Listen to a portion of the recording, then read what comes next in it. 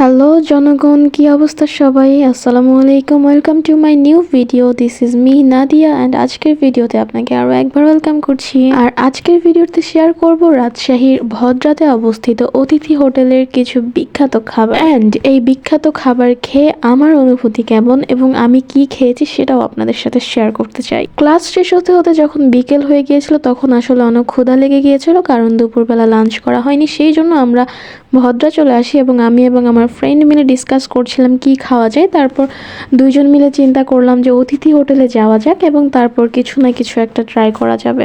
এবং সেই সময় আমরা কিছুক্ষণ তেহেরি খাওয়ার কথা চিন্তা করছিলাম, কিন্তু তেহেরি ওই সময় শেষ হয়ে গিয়েছিল, তাই আমরা ভাবছিলাম কিছু স্ন্যাক্স আইটেমের মধ্যে কিছু অর্ডার করা যাক।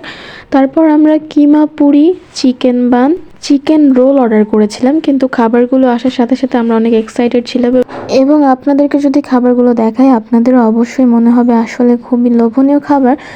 যদিও চিকেন রোলটা খেতে অন্য খাবারের তুলনায় ভালো ছিল এবং চিকেন বানটা নিয়ে আমি বেশ আশা করেছিলাম যে অনেক হয়তো স্বাদের হবে, কিন্তু আশানুরূপ তেমন কিছু হয় নাই। একই সাথে পুরীর কথা যদি বলি, তারা পুরিটাও একদম ঠান্ডা সার্ভ করেছিল, একদম বিকেল সময়। তারপরও যদি ঠান্ডা হয় তাহলে আমার জানা নাই আসলে কোন সময় গরম পাওয়া যাবে।